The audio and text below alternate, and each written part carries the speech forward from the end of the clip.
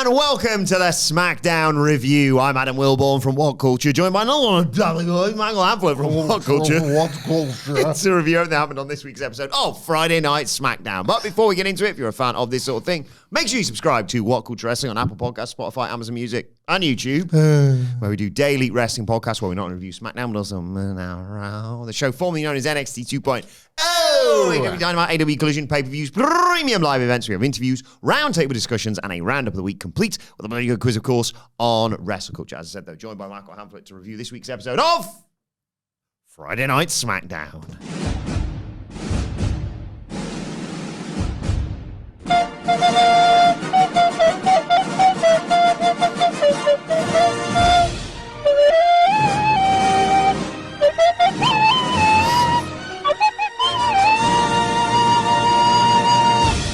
Missed this. We've done 3 videos today already, and I was thinking to myself, it's not the go home and there's no fallout, but it came in my head that you would want to do your SummerSlam gag for the 3rd time today. Oh yeah, SummerSlam. You mean Summer Shells because they're so stacked. That's the one. And I was just thinking, how's he going to wedge that in? And then I thought, he can't. And then I started giggling, and I created the way. That's how this works. Yeah, a weird edition of SmackDown. It was. Understandably. So we talked about it on the preview that it was likely that there was going to be substantial changes. I would say, I think, we'll get onto it in a minute once you've actually recapped how the show starts. They changed less than I thought they would, but it was very clear how much had to be adjusted and shifted. Yeah. In light of the Hulk Hogan news. So I think in my head, I was starting to think, you know what, they might just actually cut this match or remove this entirely. There's another week to go. They can maybe shift some stuff to Raw or just massively stack up that last go-home SmackDown. And instead, I would say with the exception of the big stuff, the Cody Rhodes stuff, it felt like everything else just got time cut. And they tried to keep the intended show as was, albeit with less time to play with. Yeah, this would have been perfect for a 3-hour SmackDown, ironically. That sentence should never be said again, but yes. Yeah, I guess technically the extra time would have helped them. It did feel like I enjoyed watching the show, I think more so than most because I've had like a week out. So I'm just like, any wrestling, let's go. Let's see what's going on here. But it did feel a lot like as I was watching it, it was like, oh, cool, match has started. Ad break at 1, 2, 3. Oh, it's finished. I rarely get the chance to watch the live Netflix version of it over here. But obviously we've had the massive benefit of having the, on Raw especially, you get a little black screen and then it comes back and you just get Raw. Yes. It's like we don't have adverts at all anymore. I feel like that's, like we shouldn't tell Netflix about that, but it's great. It's really good. SmackDown are no live, or at least it was when I was watching it live for the first few weeks. It was the same.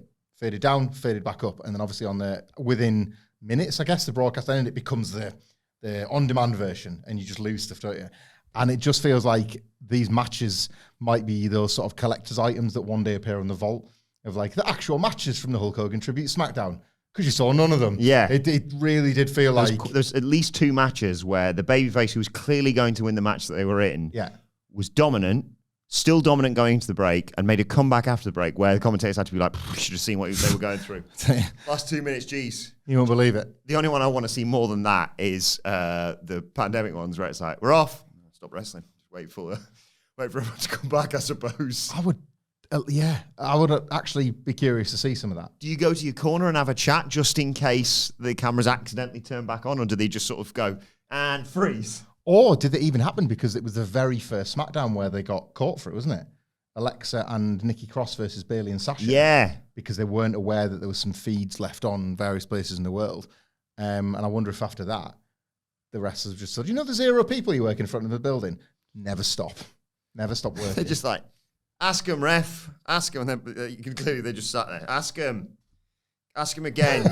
Keep asking him. We're not back live yet. Keep asking him. Yeah. Before we dive into this week's show, can we have a quick word on last week's show? Because I thought it was class, by the way. Solo Sikoa getting arrested is one of my favourite moments of the year. I would argue, with the exception of the start of the Cody Rhodes promo, if not the end, the strongest aspect of last week's SmackDown. I had a lot of fun with that. It was great. The fact that the police were basically police as booked by Vince Russo and felt like they were buzzing to being on the plan. Like, we've got an arrest to make for you. It was so good. They walked down. Swerve, I've got you, I've got him. That was it. We've got him. He was, Solo was very really good value funny for it. Uh, And I like the fact that they tied it into actual Jacob Fatu's past. It wasn't just some random, we're going to get Cody Rhodes arrested or whatever. MFT's law as well. We like to pick up on this. Even in a car crash, arrest, gimmicked police scenario that Solo Sikoa created with the expressed and only purpose of framing Jacob Fatu. So an accident that didn't even occur, featuring a police investigation that was entirely falsified, a complete waste of everybody's time and energy, that ultimately resulted in the severity impacting literally nobody, still somehow injured Tongaloa. Yes. He had that bleeding eye.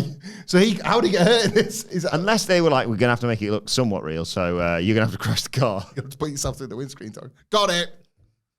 Unless he was just, they were like, don't worry about crashing the car, Tongalo. You just have to drive that car close to the other one. We'll pretend there's been an accident. Got it. Oh, I'm not messing up again. I'm crap. It was actually a bonus for Solo Sikoa. He just wanted I don't know, some sort of earlier on in the day he was going to report that Jacob allegedly committed a crime miles away from the arena, but then Tongalo was parking up and he crashed it. It's the bit in the shows where they go go forward, or go backwards.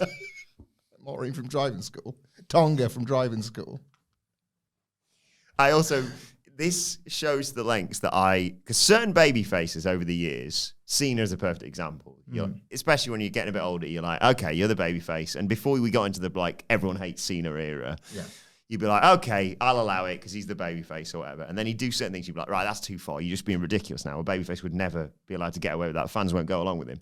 Cody Rhodes literally attacked a man who said, I'm mentally drained here. I can't do it. Attacked him, put him to a table and used his unconscious body to sign a contract, which was legally binding to set up a street fight at SummerSlam for the title. And I went, yeah, fair enough. Love Cody that much. I'll take it. Nobody flagged this up. It's been 7 days. The match is still happening. Cody Rhodes, I liked his promo and we'll get to it later on, but sold a street fight. There was just a second. Nobody sort of seemed to take issue with any of this. There can now be no problems down the line for any contract signings ever. Now we know how it can be done. Yeah. New precedent set. The first half of Cody's promo was as bad as the second half was. It was as good as the second half was bad. They're not flinching, the recapping of the life of that character's had since 2022. I was so into it. I was with him. And I think he had to. He made that first half credible, knowing what was to come. Well, because I'm watching this, and I think I'd seen, because again, I was sort of out of the loop last week, and I think I'd seen WhatCulture News, or maybe it was one of the SmackDown pod, the thumb with this contract signed and the two of them, and it was match set for SummerSlam, whatever. And I was watching it going, how is he going to bait John Cena back into accepting this match? What can he possibly say to a man who's like, well, I've only got a few dates left and I'll just run it? He just didn't. He just attacked him, put him through a table and went, that counts. It's got his match. Yeah. Good. We're going to do rules now. Right. The SmackDown GM. Indeed. I can't remember what his name is. No. But we had the usual opening to SmackDown, and then obviously we see the entire locker room on the stage. There's a big memorial graphic for Hulk Hogan, and Triple H talks about Hogan's legacy, and asks for a 10-bell salute for his memory. And we see that, and we see the usual shots of the wrestlers and the fans with signs, and one bloke just holding up a Hulk Hogan action figure and things like that. And then a really well put together tribute for Hogan's career. But I've missed all this conversation. It is a very difficult topic to cover, isn't it? Yeah. The legacy of Hulk Hogan. It continues to be difficult. And I think, so I was watching this and it occurred to me, because we kind of talked it through across the day as every, media aggregation outlet, whatever, all the voices you go to on the internet for your wrestling conversation. But kind of having the same conversation, but a lot of it landing on maybe where you felt personally or where you felt most affected personally by it, I guess. And it was when I was watching this show that I realized that this was the only thing to expect.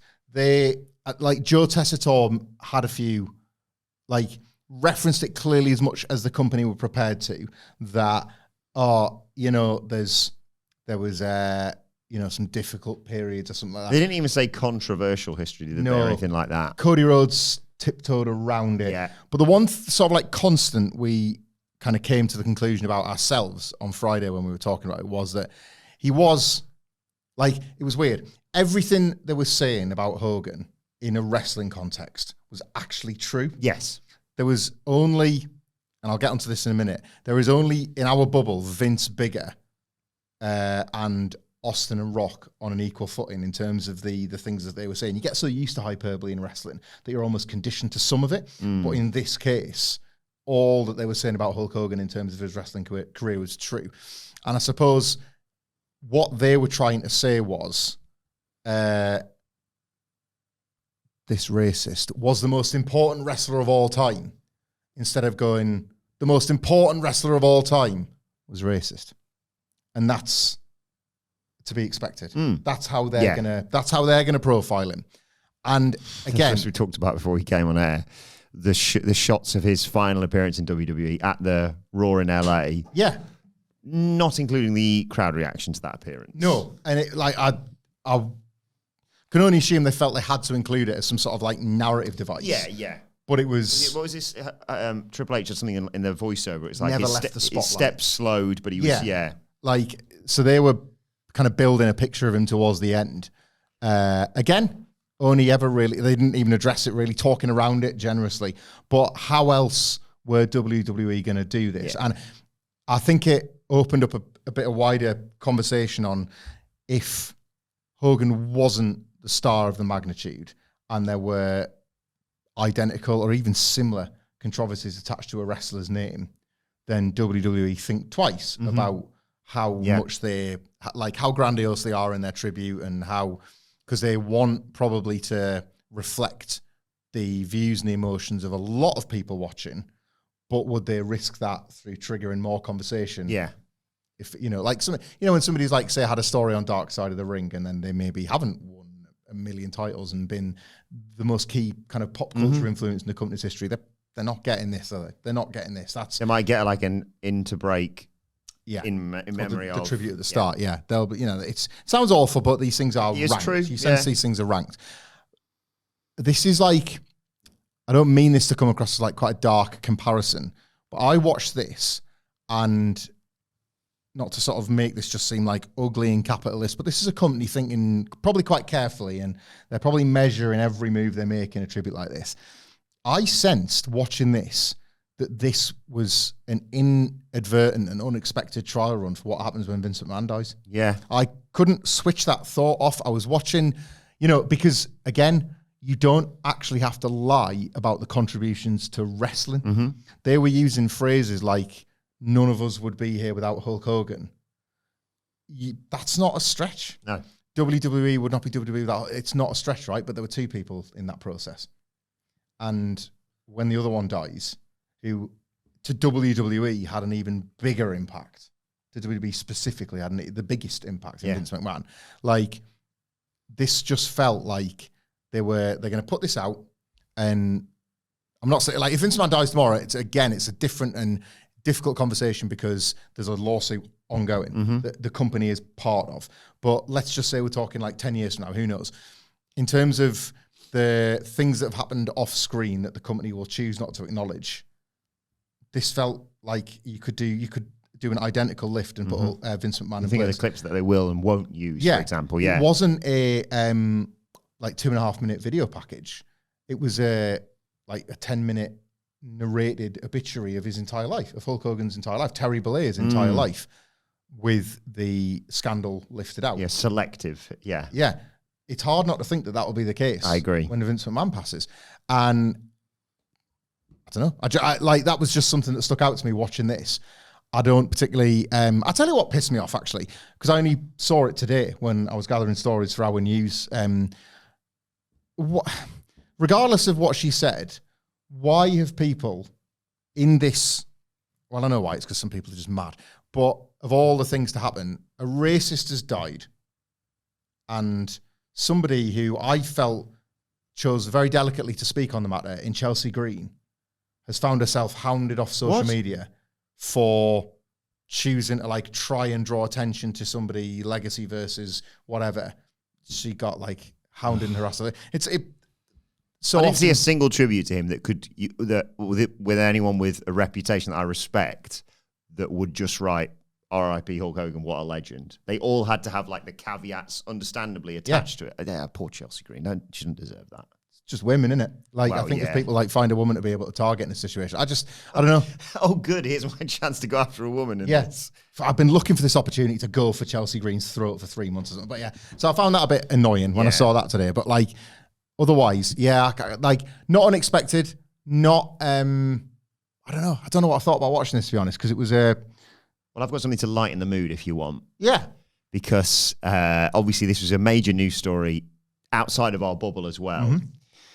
But I did get a bit of the, actually, out of watching the news coverage of this because I was out with the family that day when the news broke, got home, and the news just happens. I think it was the Channel 4 news. Not shoot on Channel 4, but just as a perfect example, perfect encapsulation of this, because I was like, how are they going to do it? How are they going to present it? Like you say, we have the sort of sanitized WWE version, but there's a well-known legacy of Hulk Hogan, but it's also Hulk Hogan, and it's not someone they talk about at all. No. Like, they've probably been spoken about him for decades, maybe. If ever. Yeah.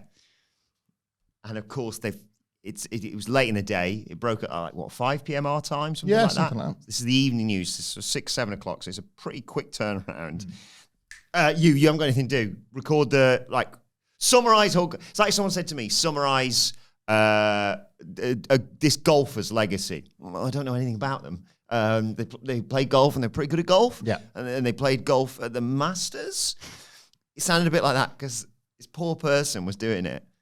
And they were like, in this wrestling legend who created Hulkmania. Right, wait, 1 second. Good first problem there, sir. I mean, that's the easiest. You've sort of stumbled on the first hurdle there, if anything. And then obviously, you and I know, and Nicholas will know as well, how much we hate stop getting wrestling wrong. Yeah. This man who created such a big legacy within the WWF that then he jumped to Hollywood for Rocky III. Well, no. I'll stop you there again. That wasn't right. You got it wrong there. You're showing Mr. Nanny in the wrong place, and that's not where that goes. Okay, fine. And then they called it the World Wrestling Foundation. Well, come on. I mean, you got several to choose from. You've clearly not even you've scrolled too fast through his Wikipedia, so you got the order all wrong. That's right at the top. Right at the top. World Wrestling Foundation, where everyone was mad for Hulkmania. He moved from the World Wrestling Foundation to World Wrestling Entertainment. I enjoyed his faction now. Because it auto-corrected on somebody's Mac. Simon Miller, I understand, was on, was it Radio 5 or Radio 2? Was he? Yeah. Well, that's because of Hulk Hogan's favorite catchphrase. Why did you do that, brother? Yep, is why, brother. Congratulations. You could slap his head, though. Well, yeah. The same. Good. Oh, God, yeah. What if it's because they saw Miller's Bald Life t-shirt? Hogan's bald? Is that anything? Just stop getting wrestling wrong. Need an expert. Call one of us, probably, if anything. It is funny. Call him, don't call me.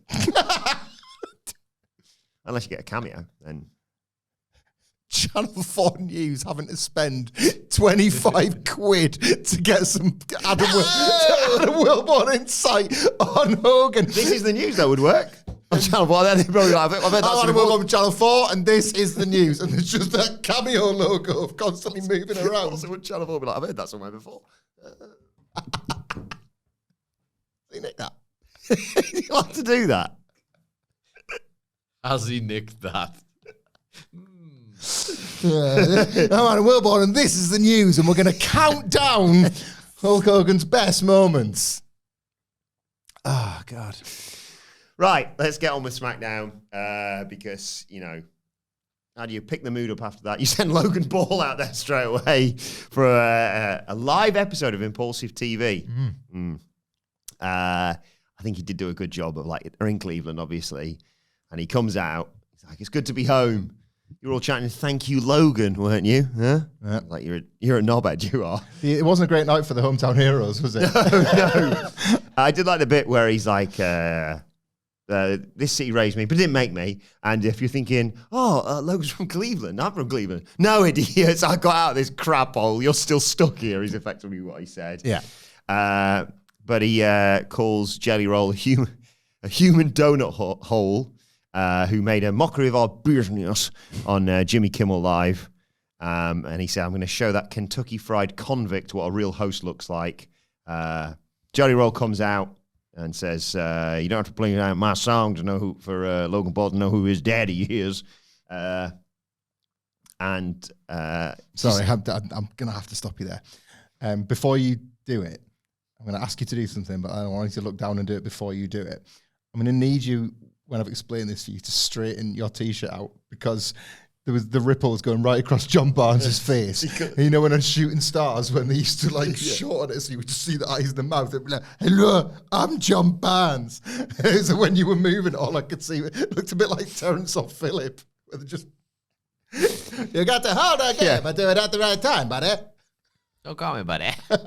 I'm not your buddy, guy. Call me Bonzi. He's all right. It's fine now.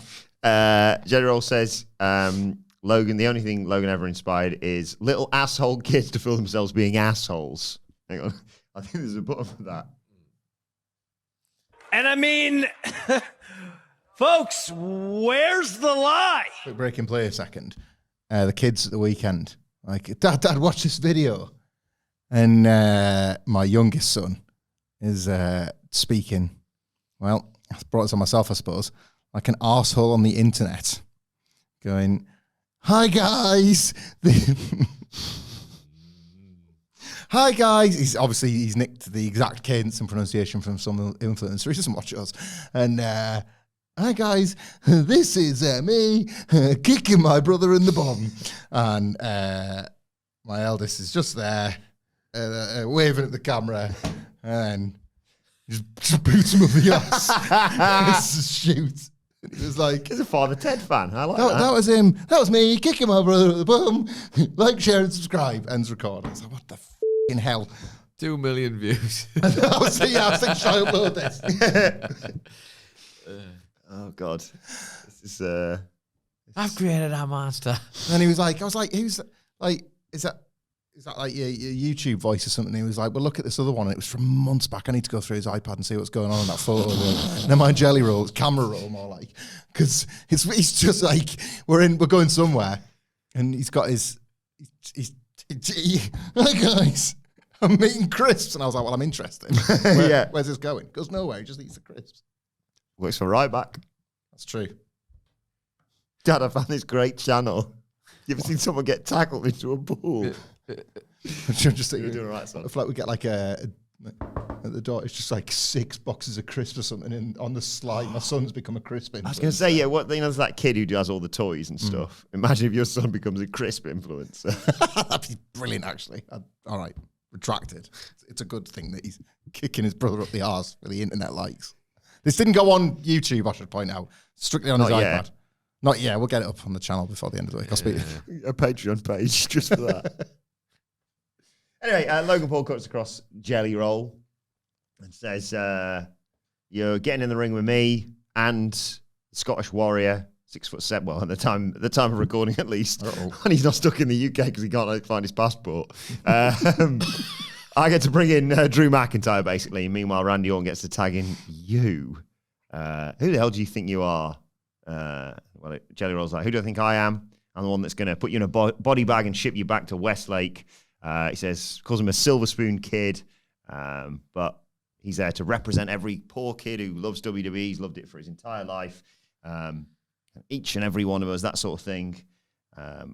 You make fun of my story, says Jelly Roll. This is quite good, actually. You make fun of my story, but my story has inspired millions and millions of people to change. Logan Paul says, rednecks around the world. That's a pretty good line, actually, to be fair. Jelly Roll says, look, you're soft as Charmin. Yep. And you ain't nothing but a prime-peddling punk-ass bitch. Well, let's not completely have a go. Prime is delicious, and you should give it to your children.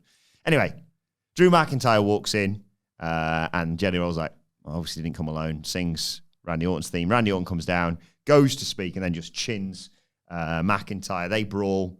But McIntyre rakes the eyes of Orton and allows them a 2-on-1 beatdown of Jelly Roll, including Drew McIntyre basically like, do you want to kick his head in? Yeah. McIntyre's loving this, but Orton pulls him out of the ring, sends him into the barricade, and Jelly Roll fights back, knocks him down. Paul kicks him in the gut to fight back, but then Jelly avoids the I thought he was just going to get RKO'd. I quite like there's a bit of a swerve. Yeah. Sets up for the big titanium punch thing. Jelly avoids that and hits a black hole slam. Yeah. And they put over his training, basically. Right, I like this. Yeah. I liked all of it. I get a bit David Brent with the Og Monster Jelly Roll. I just hear Jelly Roll and it's like, come on, what's your name? Nathan. It's a good name.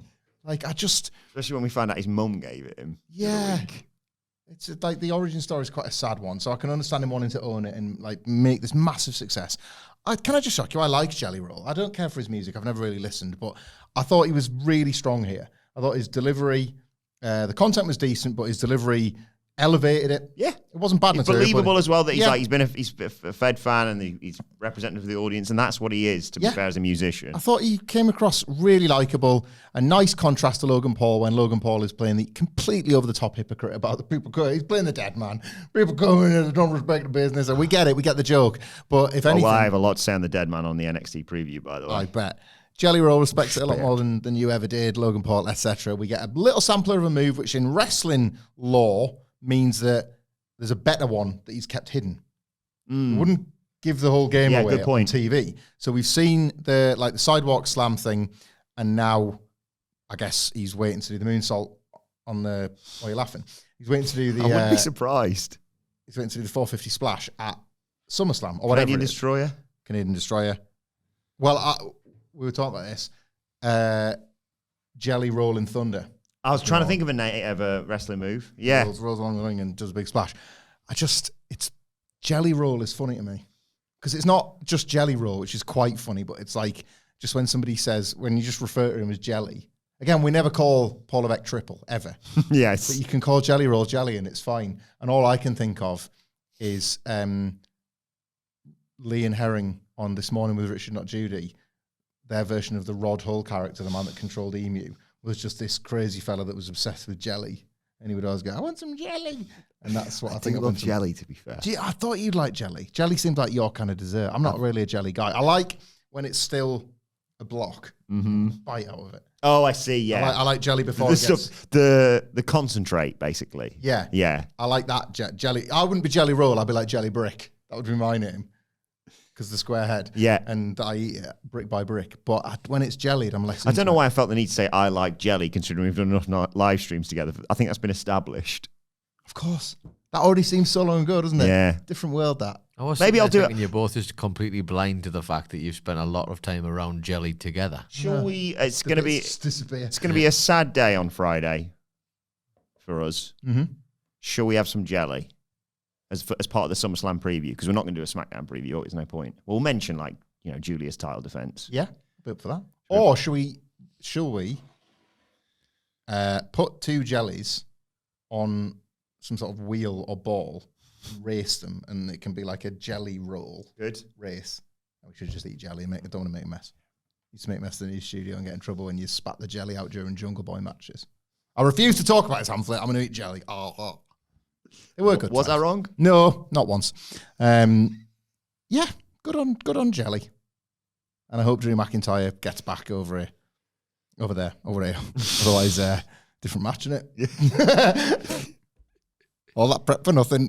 Somebody forgot his record. Could play a game though on Friday of who the new partner could be if Drew doesn't make it. Yeah, all the best, Drew. But this gives us a game for the SummerSlam preview. If you don't make it, I hope you make it back all right. It sounds like a nightmare. How is he not going to get his passport? I haven't seen any of this. So. He got.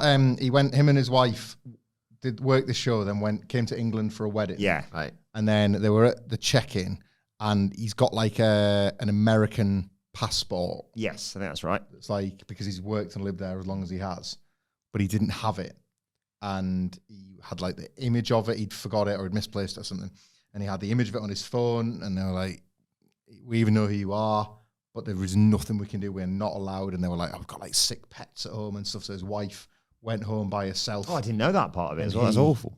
and he sort of has had to stay put, and he was like cutting a promo in this field with some cows. I didn't watch it, but I saw him in a field with some cows. I am just saying, let's say 99.9% of all of this is Daisy. We listen and we don't Judgment Daisy here. What if they've been like rowing at the wedding because the getting there was stressful, or they couldn't agree on what to get as a gift or something like that. Dinner, it happens. And like, he's got the passport in and go on, you go without me. Jelly Roll's pinning Drew on Saturday. Is he now? Is that right? And he's got like, you need a bit of a breather from his missus, and he doesn't have to do the job. It's a Jelly Roll. Nah, it sounds like he's really stressed about it. I'm not making light of it. I'm not making light of it. Speaking of which, we got a nice video setting up the main event of the evening, tag team titles on the line. So we got a video from Andrade and Rey Fenix discussing their chances. And I'll play the role of Andrade El Idolo, and you play the role of Rey Fenix. Okay.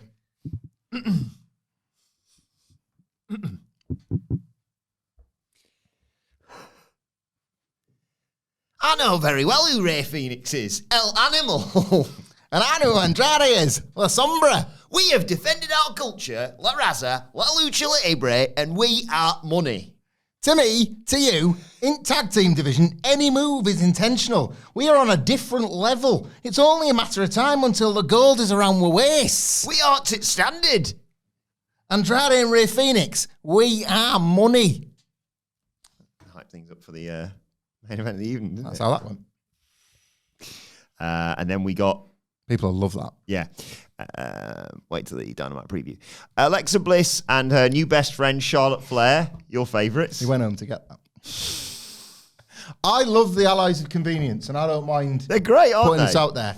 I thought I'd have to fake my appreciation for Charlotte Flair as she returned and they've done it. post-WrestleMania basically like, oh, they're doing that with her, are they? I think they've absolutely nailed this. They've got me on the hook for a title change when I wouldn't have in a million years thought that this was any time to take the belts off Roxanne Perez and Raquel Rodriguez. I'm happy with whatever outcome, but I can now buy these two as challengers. Brilliant, this. Charlotte with the black pims. Like, it's allowed Alexa Bliss a gateway out of the dark stuff and normal stuff. It was Bliss versus Roxanne Perez with Raquel Rodriguez at ringside. Perez thought it was a good idea early on to slap Bliss in the face. It wasn't. She kicked her ass after that. Yeah. They spilled to the outside. Bliss dives onto Perez, and Charlotte Flair and Raquel sort of stare each other down as we go to a break. When we come back, this is one of many things.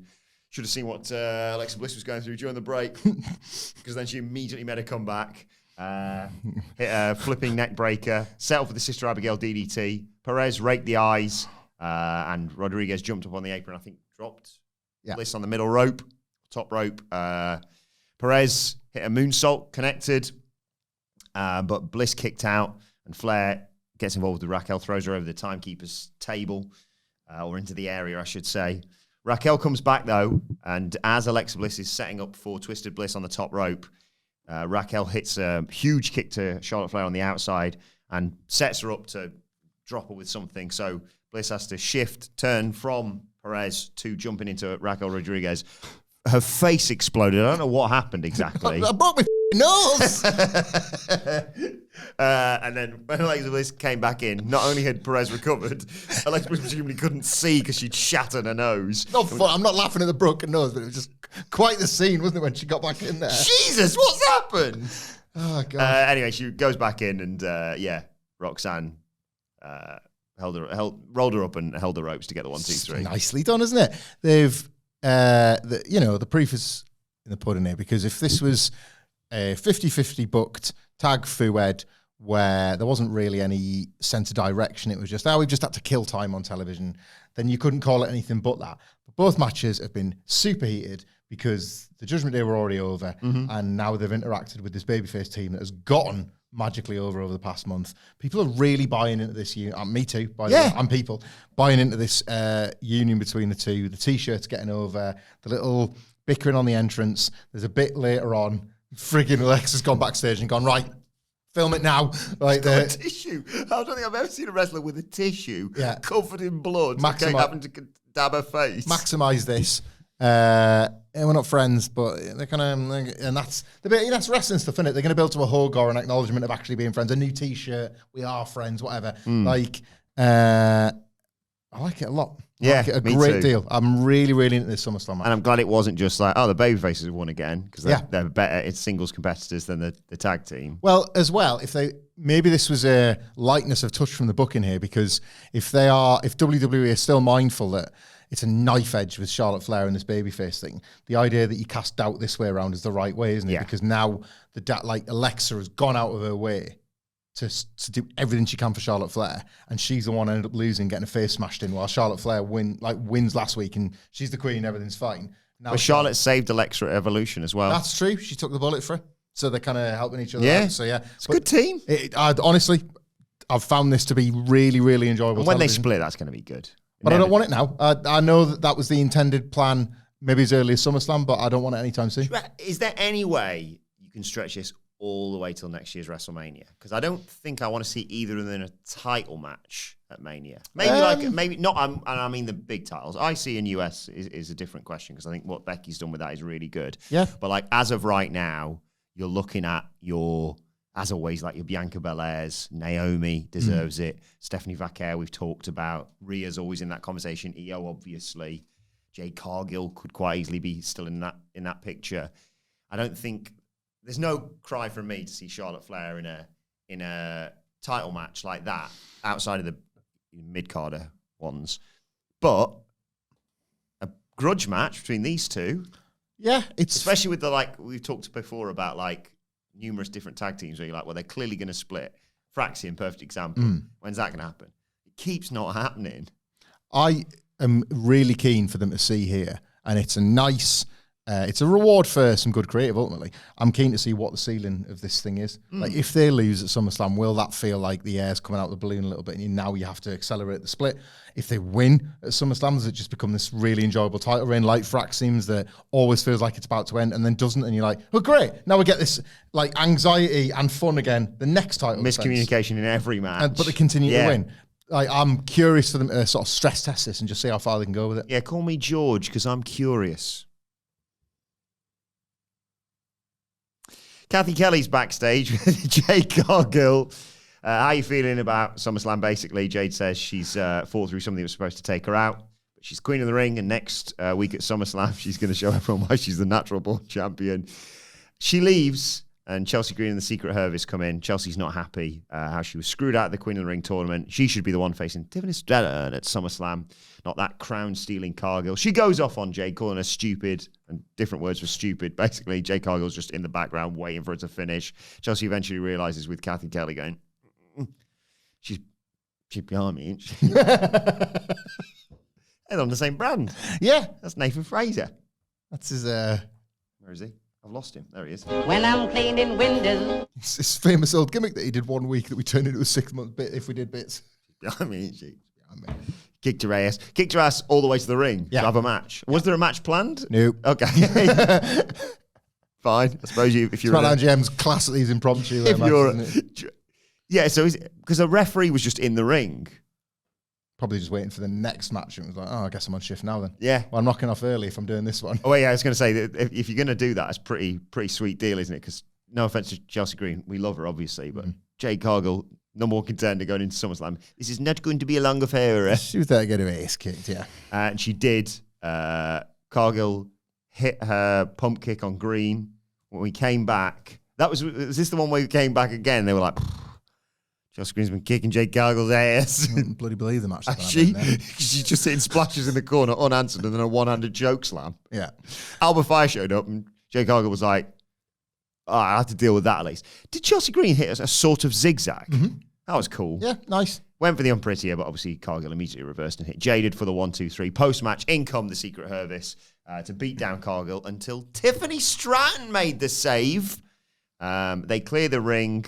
And there's a moment where Jade Cargill, they normally do the thing where the contender usually picks up the title, looks at it, thinks like, oof, next weekend, this could be mine. Jade Cargill went, oof, pop it on. See how it looks, shall we? Yeah. I like that. Jade Cargill is so confident. She's like, I'm going to see how this feels already. And Tiffany Stratton was like, give it back. There was a little bit of the Roman Brock tug of war about it. Yeah. Well, this was the tribute to one of Hulk Hogan's most famous moments, wasn't it? Because you could stare at this and go, it's not hot. Like, the crowd did not come up for this. Naomi's ruined this by cashing in. The crowd did not come up for this. And we did say with Tiffany Stratton, they have a problem that I just don't think they're addressing, which is they present her as a babyface. Mm-hmm. She doesn't do heel stuff anymore. Tiffany time's over, yeah. Tiffany time is an over catchphrase, yeah. And she's over enough. She gets reactions in the building.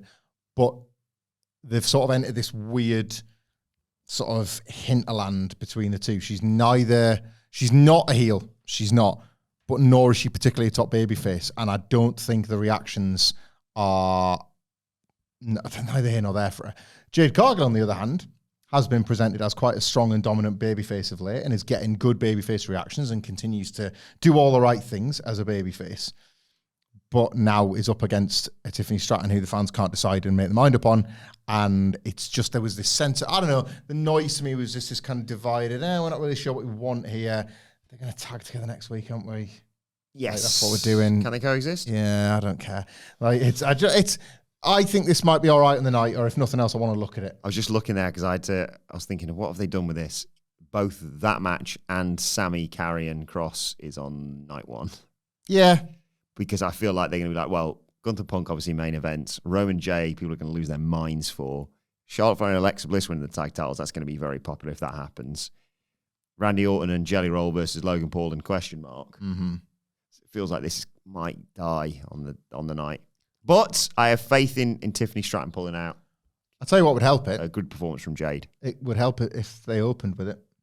Very good point. I don't think they will. I think they'll go with Roman and Jey Uso versus Bron. But they could, and it would help it. We can go into this on the SummerSlam preview. Yeah, worth talking about that, actually. Slash. We mentioned the thing that came next. Charlotte Flair telling Alexa to keep her head up. I wasn't sure if that meant like don't lose motivation because you've lost to Roxanne Perez, or the blood's dripping all down your face. Put your head backwards. Are you meant to do that now? No, let me explain that to you. You've got to be head forward. I am a nosebleed expert on account of all the frigging nosebleeds I have. We've discussed this before. I have a bit of a loosey-goosey in the old nose ski, and whenever the temperature starts to shift, I have 2 periods of the time of year where I get loads and loads of nosebleeds. And you're supposed to... Oh, I had that for a couple of years. So like when the temperature starts to drop, I think it's something to do with like dust particles in the air. I don't know the exact like medical deal on this. I just remember because I'd cracked it off a door once, and a doctor told me that there's no damage, but you've got a little. You might notice you might be susceptible to nosebleeds, and yeah, apparently it's something to do with something about the quality of the air that as it goes from cold to hot. Oh, Nosebleed City! Then it gets, I don't know, October time or something. Welcome back, Mr. Nosebleed. And so you're like, when people are saying, "Oh, it's in, I can feel in my water. It's gonna." I can feel it in the blood coming out of my nose. Speaking of which, we haven't mentioned the brilliant Lionesses who retained. Mm-hmm. He'd sent us to say involving English football. Yeah. Retained the European Championships, defeating Spain on penalties yesterday. Did you see the story about Hannah Hampton, the excellent goalkeeper? I think it was the Sweden game. I'm not sure if this is actually 100% true or not. It was mentioned on commentary yesterday, and I was like, it's not one of those things where you've not really been in the conversation, so you can't tell if that's someone calling back to a joke they made earlier or just stating a fact. Because the commentator said Hannah Hampton, she had a nosebleed or she got hit and there was blood coming out of her nose. Goalkeeper, she needs to be fully focused on the game, penalties and what have you. They said on commentary she had a tampon up her nose when she was saving the penalties. Okay. I'm not sure if that's true or not, but I do know that she basically played through the penalties with like an ongoing nosebleed. It's a good idea. Great goalkeeper, by the way. Good idea, that. Yeah. Because that's going to soak it up at least, and you're not going to have to concentrate on it restarting again. Unless you do that thing. Oh, God, yeah. Smart. And how much fun would that be to like fire out? Oh, yeah. Should we have a game of that one time on the podcast? We'll put tampons up our nose and then go and send one flying. And whoever goes the furthest wins. I step out of the room for 1 minute What about this? What's been going on? and come back to this. Like, who's got the most powerful nostril, left or right? Let me just do the backwards maths. Talking about women's football, talking about the tampons up the nose to stop them from bleeding. And now Nailed you're it. talking about the games to play as you two. You'd have to go for distance though, right? Up in the air, see who got to the furthest. Yeah. He said, no. Never mind. Never mind. No, please finish the thought. Just when there's no way out of this now. Nope. When we first used to go out, I'll drag somebody else. Me and my mate Dapper, we used to If I'm going down, you're coming with me. go out on like a 16 when you first get into clubs underage, and we used to go to like a 24-hour Tesco's. 16, come on. 24-hour Tesco's to get some food or whatever before 16 officer, please. Just like get the food, get whatever. Sometimes there'll be like a 99p video in the bargain bin. Get that to watch when you get in, pissed, whatever. Just just get the stuff that you get, whatever. Get a box of tampons, mum and puddles. Sorry, just for the people who missed Just when it that. had been raining, Go back the next day when you're on the way to college. It's just street strewn with.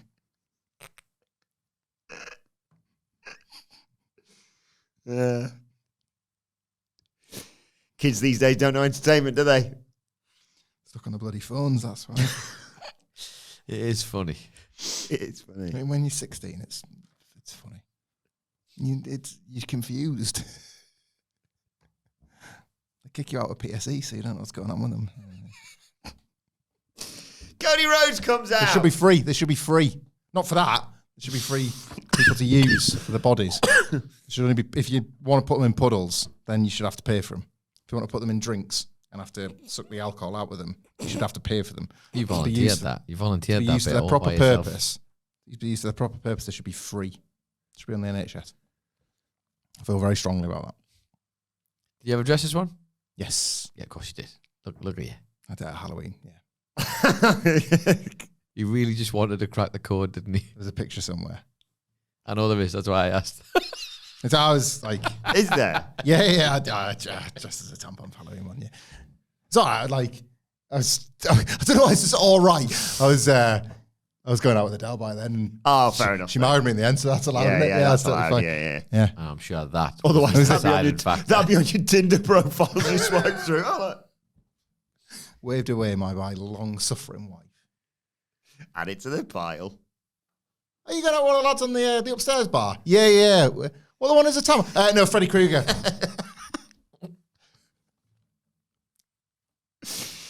Cody Rhodes comes out. References Hulk Hogan. I know emotions and feelings regarding it are complicated, but what is not complicated is his accomplishments and his contributions to WWE, to sports entertainment, to entertainment as a whole. They are staggering. They are indisputable. And as someone who gets to stand here and say I'm a WWE superstar, he was the original. And I just want to take a minute to say thank you, Hulk Hogan. He's always the best at these sorts of things, isn't he? That was, yeah. I'm just not best placed to speak. Was that well handled or not? It felt like he walked the line. Yes, that's what I mean by that. Which, yeah. I think that's what his role is as the QB, as the WWE. Yeah, that would be what John Cena would have done prior to this. This jacket. They as well, sent, yeah. they send somebody out there to do that and be that and all of that. I just don't know. I don't know if it was like one of them things that was whether he wanted to do that or whether WWE asked him to or whatever. Don't know. He talks about how there are street fights, and then there's what was about to happen at SummerSlam. We're not talking about virtue or victory. We're talking about violence. Doing the right thing doesn't look like the right thing, he said. You saw that last week, did John Cena, says Cody, and he's going to see more at MetLife. But I don't want to wrestle this John Cena. I don't want to fight a guy who didn't even want this match in the first place. I don't want to fight a guy who's counting the days until he's out the door. I want to fight the real John Cena. Because if I'm going to stand here and own it, I need to know that I can go through the very best. And the title that John Cena has, it's the biggest title in our game. It means he is the very best. It's not about nostalgia, not about headlines. It's about a once-in-a-generation superstar, someone who redefined what it is to be a pro wrestler. So, John Cena, if this is your last SummerSlam, come at it like it's your first. I want you up there talking to Stu, the cameraman. I want you wearing the title the right way. I want you to run the ring. I want the hustle, the loyalty, the respect. We can beat it out of each other. The reason for wanting this fight with the real John Cena is because I need to know that all this story we've been a part of, it's not a fantasy, it's not just legacy. I need to know that it meant something, it was real. The only person to have that question, real answer to that question is you, John Cena. I'll see you next week. Amazing. Always. Amazing. There are levels and there are hierarchies for reasons such as this promo. You put this out there and you show it to the rest of the roster and you say, like, here's the bar. Gunther's doing fantastic work. CM Punk can be relied on typically to do fantastic work. John Cena doesn't have many good days anymore, but on some really good days does fantastic work. Cody Rhodes is the standard. Cody Rhodes, in his own way, trumps a lot of them because this was like an ultimate talk you into the building promo about, not just about this match of significant importance with John Cena at SummerSlam for the WWE title that he cherishes and desperately wants back, but as good as an outright admission without saying it of, sorry, the first match was crap. Like, yes, they have got the job of overhauling that. Like, I've already forgotten everything about it other than Travis Scott. Right, like that widely regarded consensus mess that was the main event of WrestleMania, featuring the only thing you remember, Travis Scott, who is now persona non grata in WWE. Funny. And has pissed everybody off. That is funny because, like, Fiend's all-time go to double, treble go. Yeah. And, like, now they're probably not going to play it again. That was spite. I'll play it. Get Alex Warren in, if anything. Oh, my God. That bitch bad. Alex Warren. That's what they could. I had a dream. I had a vision. I had a big old ass to start. That's what he sings. Those are the words. This was honestly based on what it was required to do. It won't be thought of at the end of the year. But if you really think about the heavy lifting this had to do, this was one of the promos of the year. Like, this has the weight of the dead lead weight of the WrestleMania match to try and like lift up and make it seem like that this is a rematch to that, and that means anything. It's got to promote this world title match as the biggest thing of this. Yeah, if you just said the next night after WrestleMania, sorry to interrupt, yeah, they're going to run that back at SummerSlam. What? Yeah. Ugh, no, thank you. Like, just change the result, just give the belt back to Cody. That's pretend never happened. Yeah. Like, the street fight, the stakes and the terms of SummerSlam that make it seem bigger than anything else on that card, which is, like, as I've been informed, quite the stacked show. And Cody here giving John Cena the runway more so than any of John Cena's piss-poor acting performances to actually do this babyface turn within the heel character, like, was quite remarkable. He has set this up for John Cena in a way that I think Cena has, like, failed at 3 or 4 times now. You know, the times when, like, was it the first one against, like, R-Truth, where he was like, should I? Yes, I should.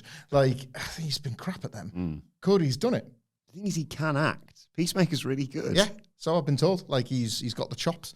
But Cody in this one promo has done it. Yeah. Like, John Cena will, at some point, they'll do something. They'll craft a moment in the match that John Cena has the opportunity to unlock the old John Cena. Does do. And then, he doesn't get it done. I think Cena hesitates with the belt shot, but it means, a lot more in this match. I think he... Or decides against it even. Well, he either decides against it or he decides against it and then just goes for sort of like his collection of shoulder blocks or something and the 5-knuckle shuffle, and then Cody kicks out. You know, it leads to an AA, Cody kicks out, and Cena then has it like, well, what the bloody hell was that for then? Time to go back to being a bastard. But you've seen it. You've seen the whole thing play out. Cody gets the win, and then he knows that, like, Cody as well, the character then says, well, I did it. I survived your best. I beat the... You still tried to cheat, you little bastard, but I got what I wanted out of this. I got my... Oh, here comes Seth Rollins. Yeah. Again. But who knows? I just thought this was like shockingly great from Cody Rhodes in terms of what was asked of him. Yeah. He's good on any week. He really is. But this was a tremendous sales pitch. Cena's back on SmackDown next week. Yes. They've got one more face-off. Yeah. So they could even tease it then. Cena's like, I heard your words. Like, fine speech. Yeah. You think you are Cody Rhodes, but then you actually, it reveals itself a little bit that maybe he heard it and he is going to listen, and I'm into it. We got another good promo as well following that. It was Jacob Fatu backstage.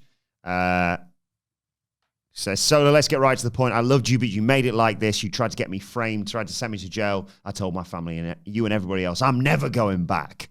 Last week, Postman Pierce told me he was going to lock me down. No, he didn't say that, did he? Because it's wrong. Oh, was it? Postman They've Pierce? been mixing up the GMs. Yeah, it was.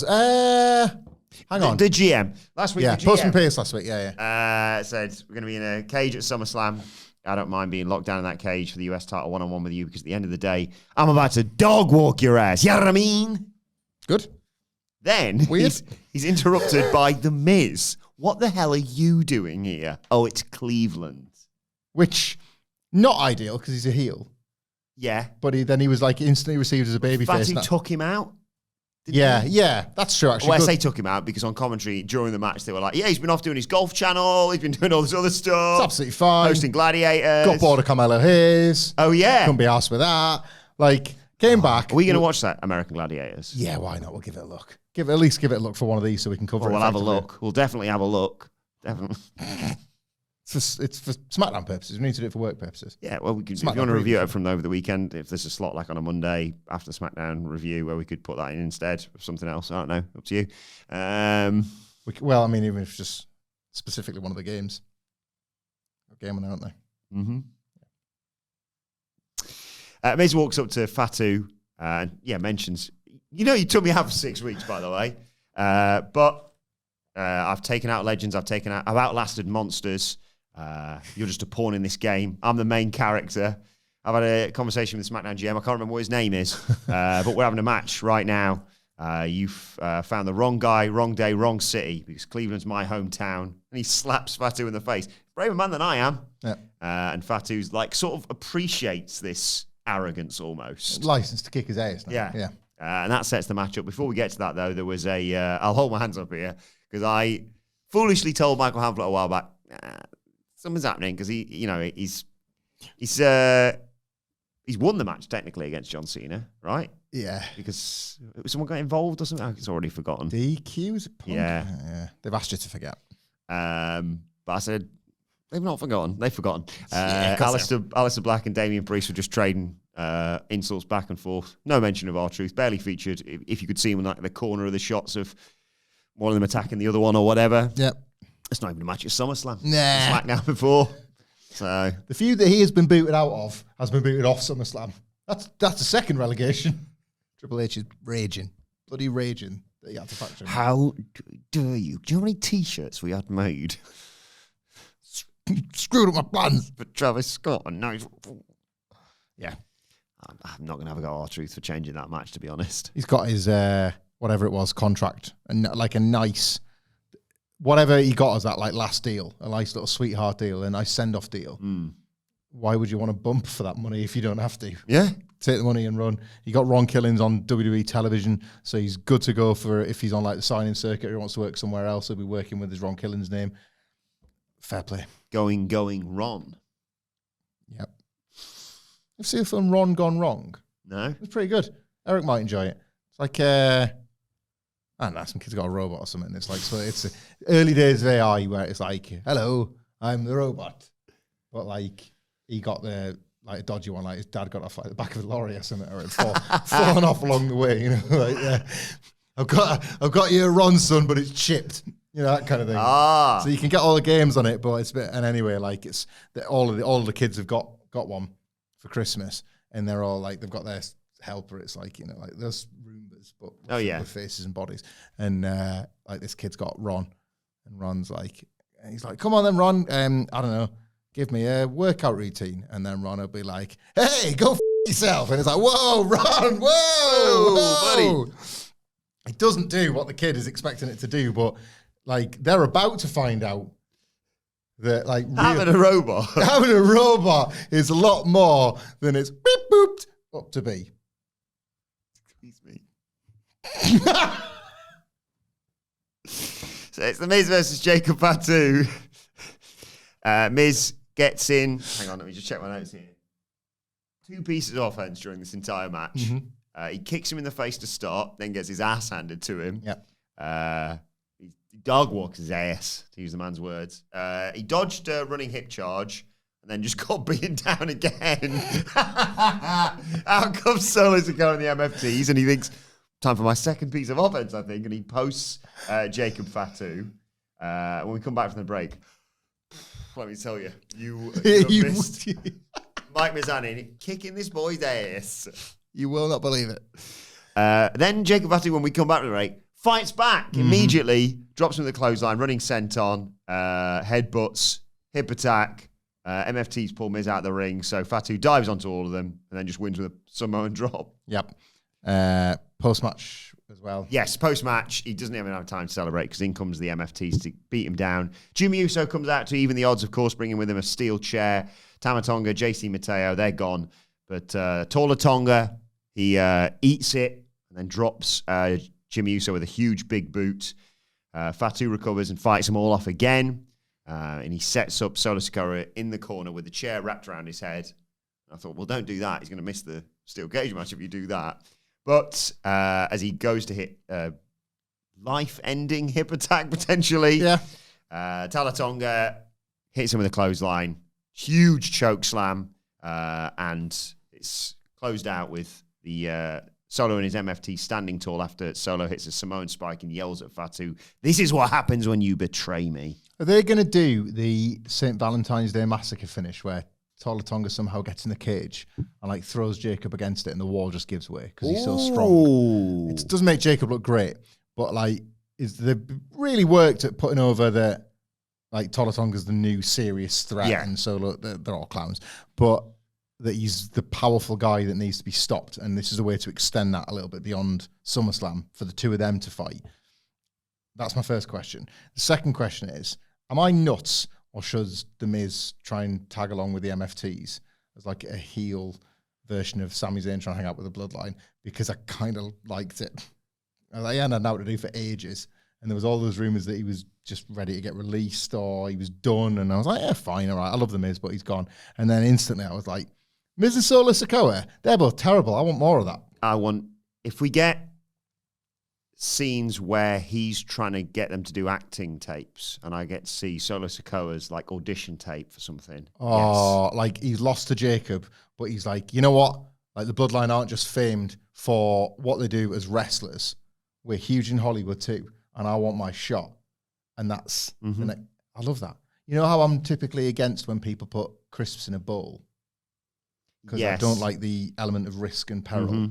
I want the flavour. Kind of with you on that one, to be honest. Advertised. And they've been exposed to the air for a bit longer, so they're a bit stale and not as good as they could be.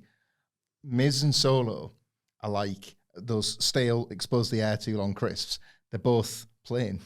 So there's absolutely zero risk. And I want to put my hand in the bowl and eat as many of them as possible. Yeah. I'm not going to get a great deal of flavour, and it is going to be a bit stale, but I'm secure in the time I'm going to have, and I like that. I think I'd watch the Marine, whatever it is, if Solo was the lead. Or better, if Tonga Loa's the lead. Big, he shoots his gun at ricochets and kills the right person. Oh. Tonga Loa is like the new James Bond. He turns to the camera like, where the blood misses. Oh, bloody hell.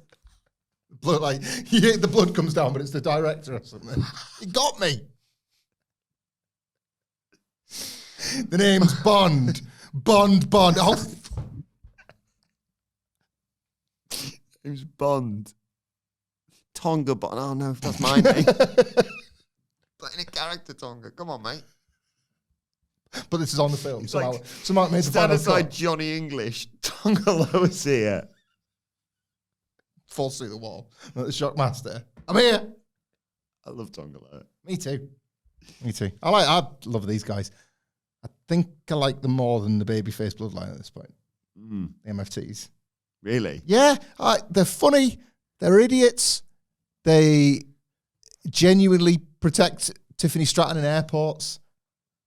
I want Tonga Loa to find out, because he's thick in this version of events, that MFT is actually close to NFTs, and Tonga Loa to get this new rich character because he accidentally makes loads of money through crypto. Okay. Like, think he actually did like Cameron Grimes' shoot did. Yeah. Tongaloa's like, I don't know what I've done, but I think I'm a millionaire. He just his wealth keeps multiplying. So the weeks go by, and Solo like is just consistently trying to beat up Jacob Fatu, get the title back. He can't. He's on a hiding to nowhere. I've got the thing to stop Jacob Fatu. It's this. What's that? It's a solid gold chair. I can afford it. So You know how like as the weeks passed on, the Judgment Day's clubhouse just got less and less interesting to look at. They kind of ran out of props. Yeah. They couldn't be arsed, whatever. As the weeks go on, the MFT's backstage area just gets more and more glamorous. There's suddenly like solid gold walls or pillars and things like that. And then like Tongaloa just appears one week in a throne. It just gets bigger and bigger and bigger. And nobody notices the entire time. Come on, Tonga, let's go. Right, okay, let's go. Yeah. He's got like fur coat, boas, the whole deal. Like rings on every finger, loads of jewelry. when you hit him, literal money comes out like Sonic rings, but it's scrabbling it all up. Kathy Kelly's backstage. Wongaloa. I mean, controversial, but yes. Why is Wonga? Wonga's just bad in it. It's cash in it. Oh, I thought you meant the company. I thought you were like, I was like, no, I need to explain this to you. It's not just free cash, it's a payday loan company. Oh, is it? Oh shit, yeah. So I forgot about that. I was thinking it's just like cash. Wonga is, yes, there's a term for money, but Wonga is also a payday loan company. Yeah, bad people, yeah. It's like, I was thinking that you were going to say, like, I just got some free money about 6 years ago. Oh, no, the interest really built up on that, brother. Tongalona. Good.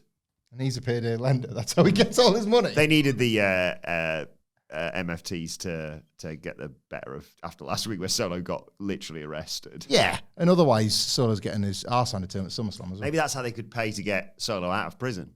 Payday loans. The amount of money Tongalo's already made. Oh, from crypto? Yeah. Perfect. They were like, well, you've committed a pretty bad crime. You're not going to be on next week's SmackDown unless you can hit bail, which is $1 million. I'm glad we brought this up. Are NFTs just done now? I think they're very... Brian, can you make me and Wilbourn as like the smoking monkey? Fallon and was it Paris Hilton? Yeah. Look at that. Man's got a sailor hat on. What are we doing? I'm into this now. Just so happened to be really interested in this all of a sudden. It reflects who I am. It's a monkey. What? My guy's a grumpy one.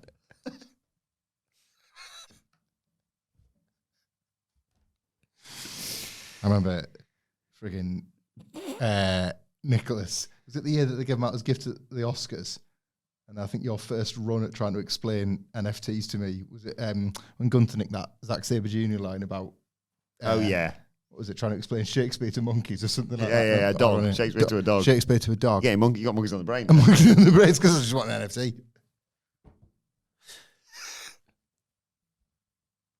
They got an iPad and they got an NFT. It's a picture, but you own it, but other people can use it. What? I did like that. I did like when it just got a bit Wild West on Twitter. I was like, mine now. Yeah. You can't do that. Yeah. I think I just right-clicked and did. I just have. See you in court. I don't think you will. It's totally different because the integrity of the picture's damaged because you've saved it as a JPEG. I don't know. It's still a smoking monkey. Ridiculous. It's just that. It's a microphone. It's a picture. Watch your NFTs, an inflatable microphone, sunglasses, and a WhatCulture. We change the hat sometimes. That's how you keep the money rolling. That's yeah. Anyway, Kathy Kelly's backstage with the Street Profits and B-Fab, and they're asked about the tag title match, and quite rightly, Angelo Dawkins says, "I don't care who wins. We should be in it. Well, should at least been in the Fatal 4-Way last week. I agree." But DIY come in and say, "Stop wearing the Cleveland clothes. I'm from Cleveland. I like Johnny Gargano being so thick. I'm the only one from Cleveland around here." And they said, "You screwed up, lost the titles. Let the best tag team in the world fix this." And Profits quite rightly go, "Didn't you hit each other last week?" And Candice LeRae's like, "We've got a plan. Stay out of the way." The plan appeared to be run in just like everyone else in the main event. Cheat like everyone, yeah. I've enjoyed Johnny Gargano of late. He's just good at this. It's Get him in the MFTs.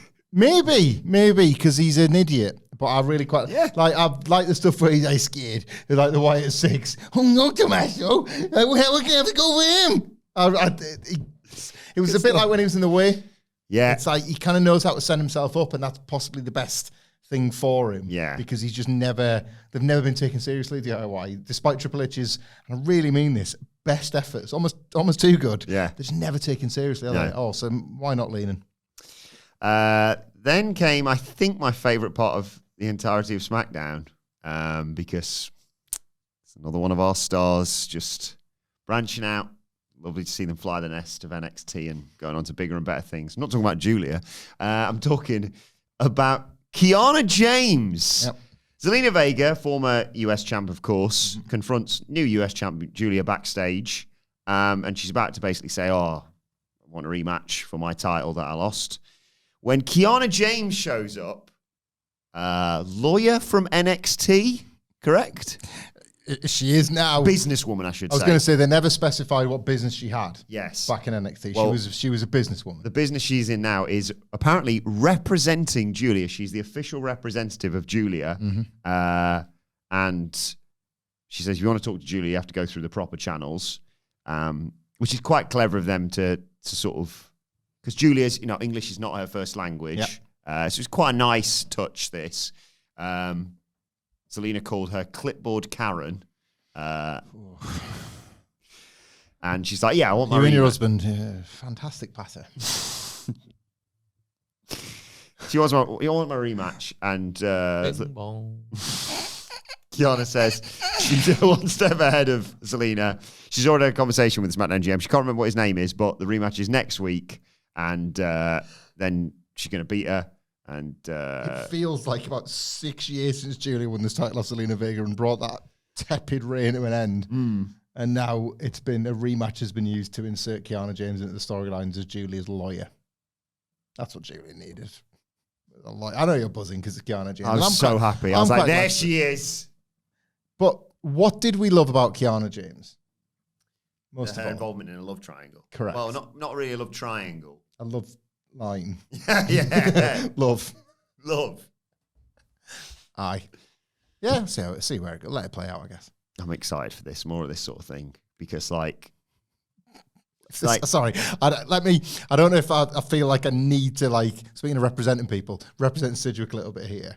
If a character on Dynamite was especially one where English isn't the first language, and they were just they were getting challenged by a Zelina Vega level competitor to give them a title match on Dynamite next week, and then from nowhere, I'll take it from here, and it's in Smart Mark Sterling yet again, who's about to become the representative of said character. Or it's Alex Abrahantes. You would rip the piss out of it, and rightfully so. not Alex Abrahantes, Mark Sterling maybe, but also this isn't just someone who's bounced around. If it was someone new, I'd be like, who the hell's this? Who's this character? All right. But it'd have to be Please someone... meet my legal representative, AR Fox. Whoa! Yes, absolutely. Let's go. There's only one person who doesn't like that idea, and it's Tony Khan. It'd have to be. So basically, it'd have to be, I don't know, someone from NXT who has jumped to AEW. And I can only think of one person. That's Two Dimes. If Two Dimes was a representative, I'd be like, well. So this would be like Mystico having who AR Fox as his legal representative. Is that what we're saying? I'd be more into it. I'll be honest. Yeah. Mystico with 2 dimes. Please speak to my legal representative. Legal representative. Wait a second. Is that Sting? Oh no, it's not. It's 2 Dimes. Mystico into Arena Mexico. It's getting that amazing ovation, everything. There's just 2 dimes with a clipboard behind him. Made it better. Ready for the big match. Right, main event. It's the tag team. What's his Mexican name? So Mystico's lawyer is going to have a... Find out what them Mexican. What's 2 dimes? Lawyer. Abogado. Dos Abogada. That's not dimes. That's lawyer. 2 lawyers. 2 lawyers. So he's better than 1 lawyer. What's dimes?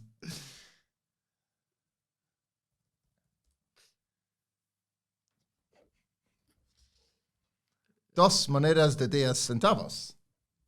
More of a mouthful, isn't it? Y Mystico. Let's do them.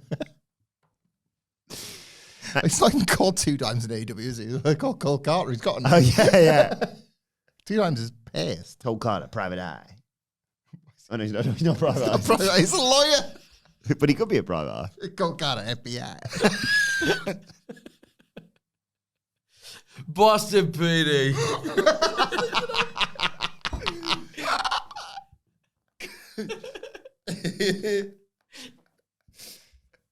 Bing bong, excuse me, it's Cold Carter.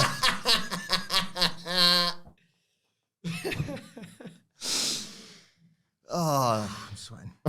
okay. Boston PD. It is funny.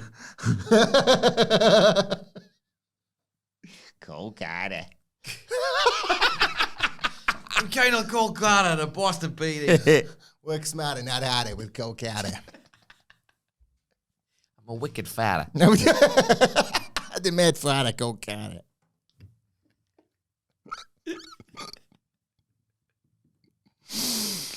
The main event of the evening. Tag team titles on the line. It's the Wyatt Six, who for some reason are tag team champions, versus And cheating heels. Andrade and Ray He's Phoenix. the magic powers to pull wrestlers' legs. It's pulling a referee out of DQ. Ooh! It's pulling a referee out of DQ, by the way. This happens loads. Catching flies. It's just, they've kind of, the old Shipsky sail on this one, isn't it? I think we can write this one off. You can control the lighting. Blah, blah, blah, blah. Kegs them.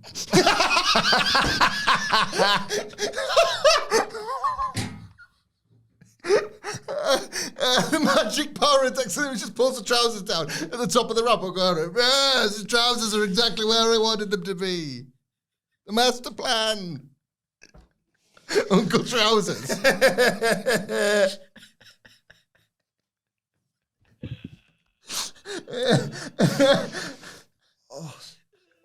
Rowdy.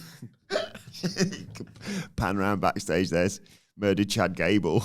And then some guy with his trousers down. Everybody's got their pants down. They're all lying on the floor with They try to get up to help, but they keep tripping over. Nobody thinks to pull them back up. You will not know when we've been, but there will be signs. Up in Keg. The Wyatt Kecks. Andrade and Ray Phoenix look good, didn't they? They Together? do, yeah, they do. Really good. Andrade comes in, goes to the Three Amigos. Got his trousers pulled down. Gacy hit that nice handspring into a lariat on Phoenix. Pulled his trousers down. Into a commercial break when we come back. Andrade gets the hot tag, hits a running meteor on Gacy to get a 2 count, looks for the message, but Gacy reversed. Loomis comes in and they double team Andrade. Ray Phoenix gets chucked out of there. They go for that assisted powerbomb move of theirs to the Wyatt Six, but Andrade gets his knees up. Phoenix leaps to the outside to eliminate Loomis at ringside. Andrade hits the message. They are about to win the tag titles. And Nikki Cross pulls the referee out. Ooh. It's done, innit? Come on. I am kind of done with Cartoon villains who are a bit crap is where we have raced to in terms of the Keep conclusion. using Eric Rowan. We love Eric Rowan. Love him. And he Like, looked good in heel. I love Joe Gacy, man. I don't even, this is not particularly a dig at any of the individual wrestlers, but the manner in which, like, the steep decline of anything that underpin these characters. Think of the, like, and we covered this positively at the time, the level of detail that went into the construction of these characters. Yes, Chad Gable had his head blown off by a gun. But other than that, like, there was those VCRs that were delivered to Michael Cole, and it was like some weird interview was taking place where they were explaining, like, these are masks, yes, these are facades, but we're basically coping with such a level of pain that we need them to be able to go out in public, and we're going to unleash that pain on others. It's just like, boo, with the tag team champions. It's just shit, innit? Yeah. They're just cartoon heel, baddie, Halloween monsters, and it's taken 3 weeks. And the worst And thing, I've missed a couple of them. So I missed the tag missed them title winning the win. belts, right? So I'm just like, what's going on? Oh, they're just doing that now, are they? And the worst thing is, like, the sillier the acts They got, shouldn't leave SummerSlam with the tag team titles. No. Like, the dafter the acts got, that's the only reason why Gargano can get away with it, because at least that idiot can, I'm scared. If anyone else sells anything from these, what are they doing? Like, imagine, like, the Street Profits, like, whoa. Careful, we yeah. could be in the middle of pinning somebody before the referee gets pulled out. Whoa. How are we going to work around that? And now the stipulation has been devised. Well, that was the Wyatt's big weapon, pulling the referee out. What else you got? It's a lot of, don't need a referee. Yeah, Eric Rowan comes in and destroys everyone. We see former NXT Tag Team Champions, that being Axiom. And the wonderful Nathan Fraser. When I'm cleaning windows. Getting involved, Motor City Machine Guns, but Rowan beats them all down. But out come the Street Profits to take him out. DIY come down, so does the SmackDown GM. Can't remember what his name is. Everyone gets taken. It's a chaos, basically. And SmackDown GM, not just from in the ring, but he climbs on the turnbuckles to yell at everyone at ringside, saying that, right, I've had enough of this. Everyone in the tag division, does that mean pretty deadly potentially if they come back?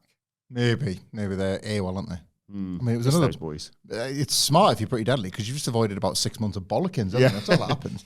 Anyway, it's going to be, yes, the match that probably should have had at WrestleMania, but nevertheless, we're getting it, or we got it back then on the, was it before or after? It was the week after Mania, wasn't it? Yeah. We're getting it on SummerSlam. TLC, presumably night 2, not been 100% confirmed what we saw on the news today. That's the gap where there's 5 matches to make it 6. It would be, the TLC match for the SmackDown Tag Team titles, and it continues going off the air with like Ciampa jumping off the top rope and stuff like that. Just madness. I love these teams, most of them. Me too. It's not, you can't laud the booking, particularly the Wyatt Six are finished. The match will deliver and the card warrants it. It's a nice bit of bollocks for the SummerSlam Night 2 card, I think. But the thing is, when you're concentrating on climbing a ladder, one thing you're not concentrating on is keeping your trousers up. So they're reaching for the belts. Cake City Jones, isn't it? Trousers pulled down by the Wyatt Six. I've had your trousers down there, mate. That can be the new catchphrase. Good. Well, that's SmackDown for you. Let us know your thoughts in the comments or on X at WhatCulture WWE. Watch there. You can follow all 3 of us. You can follow Michael Hamflett at Michael Hamflett. You can follow our long-suffering producer, Adam Nicholas, at... It's Adam Nicholas. And you can follow me at Adam Wilbourn. Follow us all at WhatCulture WWE, as I said. Make sure you subscribe to WhatCulture Wrestling, wherever you get your podcasts from, for daily wrestling podcasts. The Raw preview is available right now. Sadly, no time for the Collision review today, but never mind. But for now, this has been the SmackDown review, where we've talked about Kiana James being Julia's representative, a tribute to Hulk Hogan, Alexa Bliss versus Roxanne Perez, Tiffany Stratton saving Jade Cargill. Tiffany Tatton. And a huge SummerSlam match being added. The SmackDown review. It's got all this. I'm sorry I put tampons on a wet floor. We'll see you soon.